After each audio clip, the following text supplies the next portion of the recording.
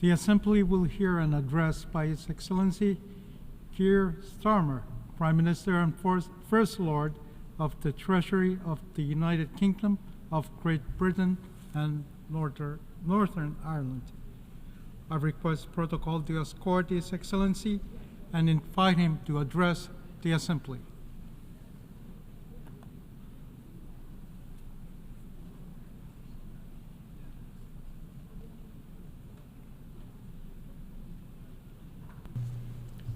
Mr. President, Your Excellencies, ladies and gentlemen, I address the General Assembly today as someone with a deep belief in the principles of this body and the value of international cooperation.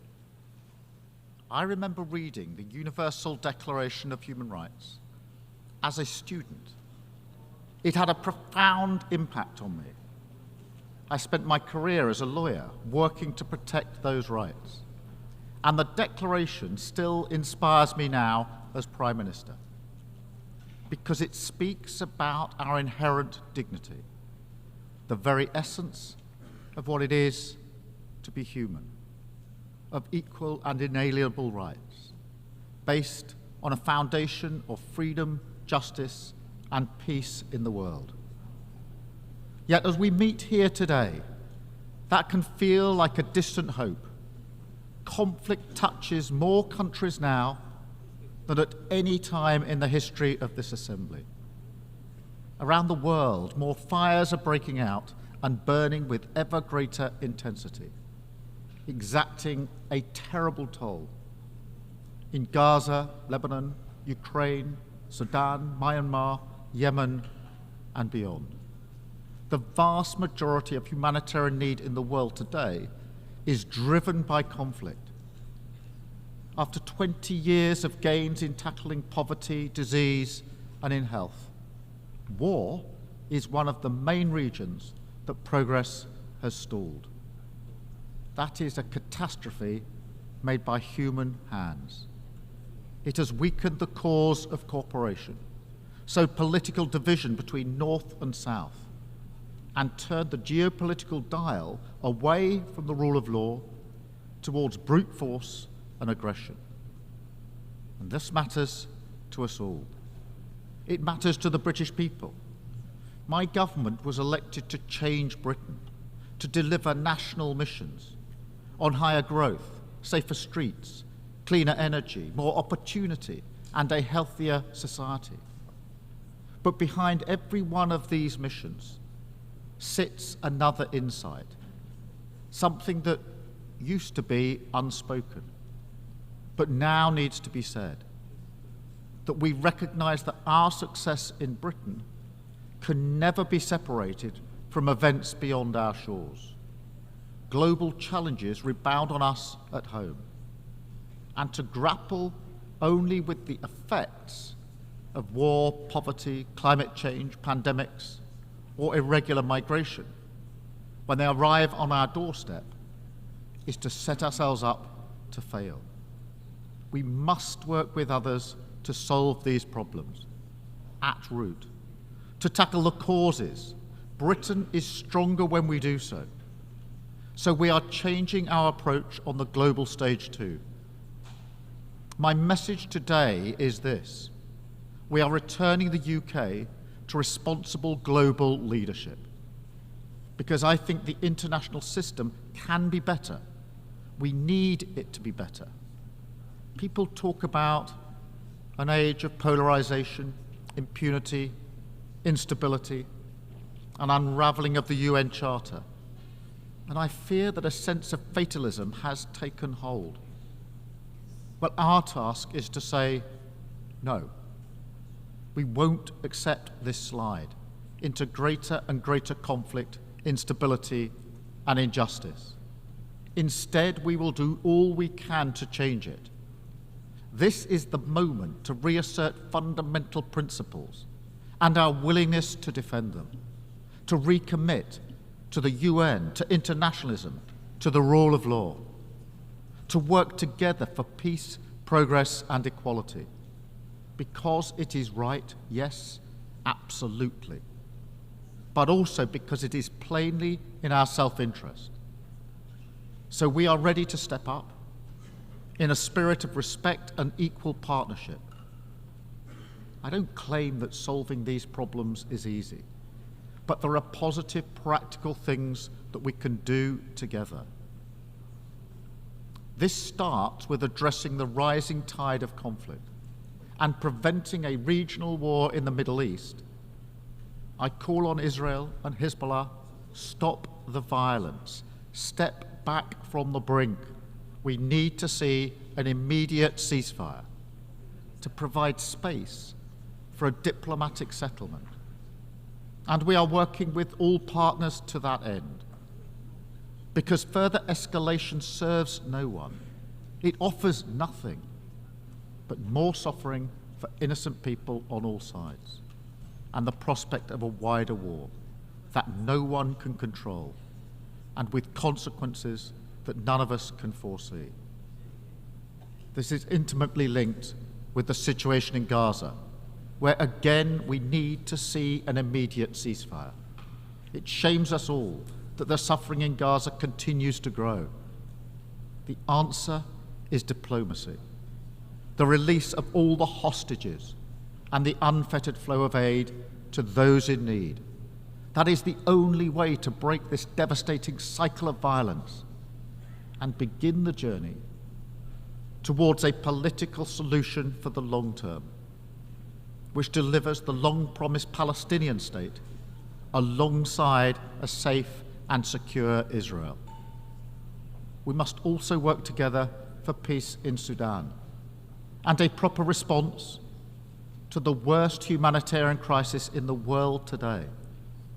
We need to see greater action to deliver aid and to deliver peace.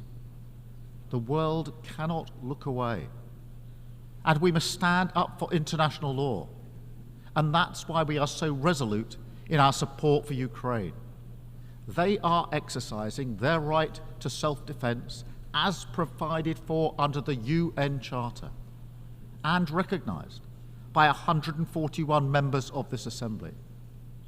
We will stand with Ukraine for as long as it takes, because the alternative would be to confirm the worst claims about this place, that international law is merely a paper tiger and that aggressors can do what they will.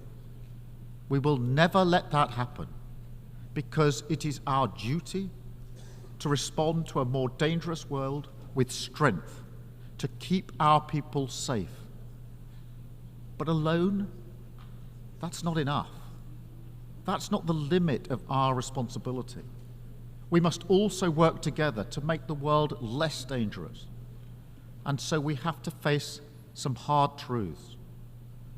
The institutions of peace are struggling, underfunded, under pressure, and over-politicized.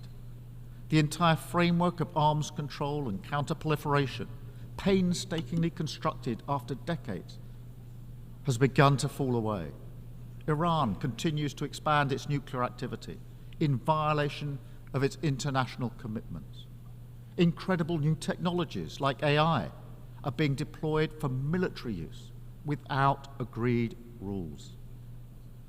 These are difficult challenges to grip and too urgent to ignore.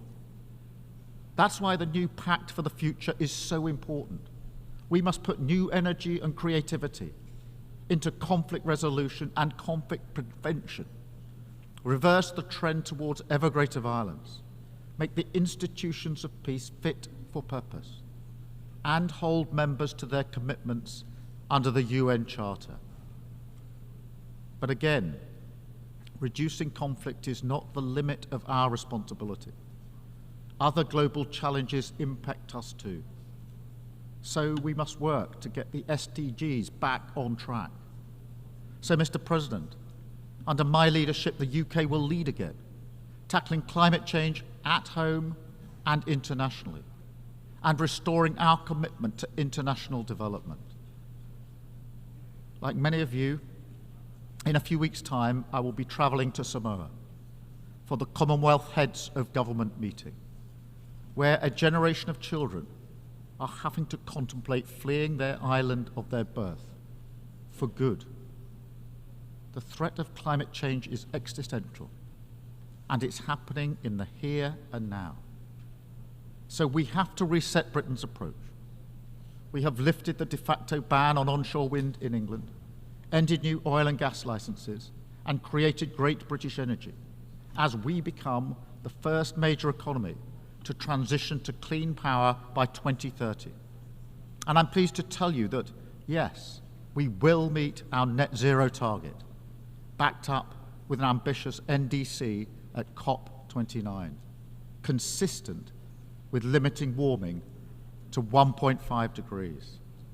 And we'll support others to do the same. I know that finance is at the heart of this, so the UK will continue to be a leading contributor to international climate finance that includes supporting nature and forests, because this is vital for biodiversity and reducing emissions. And it includes funding for climate adaptation, because those who did not cause this crisis should not be left to cope with the consequences. And the UK will also continue to be a leading contributor to development, committed to returning to 0.7% when fiscal circumstances allow. But let's be frank, public finance will never fully meet the needs, so we must use it as a multiplier to unlock much greater levels of private investment, and we have already started this work.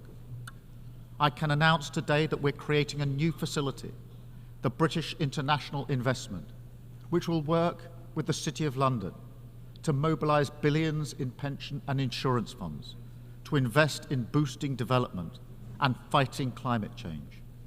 This is a great British innovation, and if we're going to deliver in each of the areas I've talked about today, with all the benefits that we'll bring, then this is the kind of approach that we need to take, innovating, thinking differently, moving faster, and being ready to change how we do things in three key areas.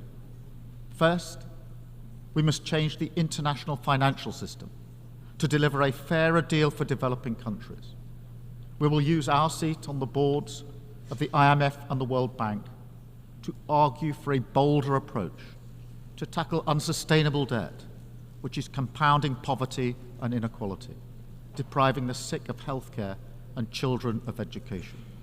We must tackle the barriers to investment, which choke off the flow of private finance, and we must put a price on the true cost of emissions through a new levy on global shipping, with the proceeds going to tackle climate change and cut emissions even further.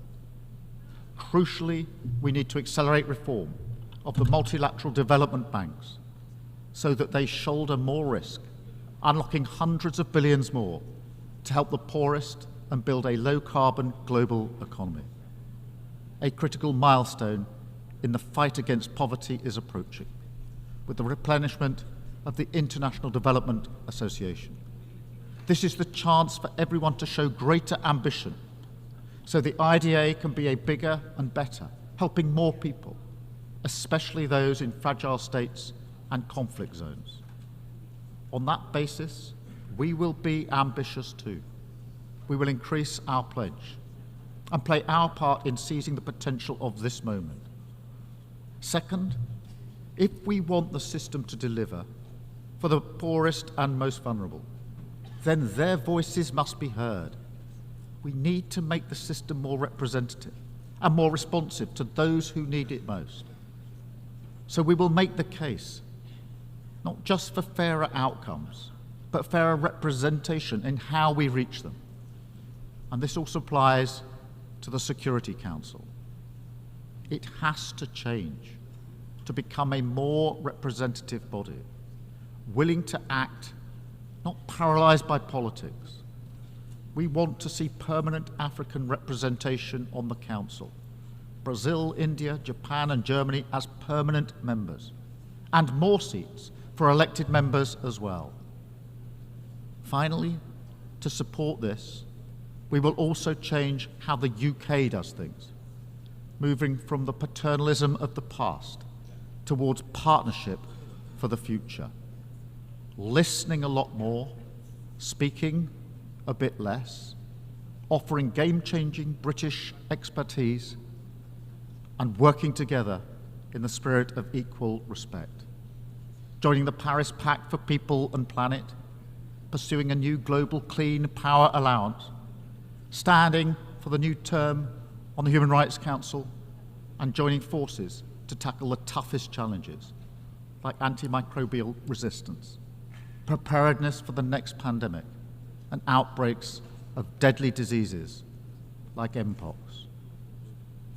We are ready to work with all UN members because the scale of the challenges we face demands it, and our prosperity and security depends on it.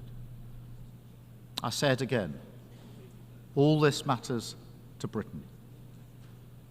Mr. President, by tackling conflict, making progress in the fight against climate change and poverty, and reforming the international system so that it's fit for the 21st century, we can realise the hope and the promise that shine through the founding documents of this organisation. Together, in all our interests, we can change direction from the dangerous, destructive path we find ourselves on and turn instead towards the rule of law, towards cooperation, responsibility and progress, towards peace. Thank you. Thank you. On behalf of the Assembly, I wish to thank the Prime Minister and First Lord of the Treasury of the United Kingdom of Great Britain and Northern Ireland.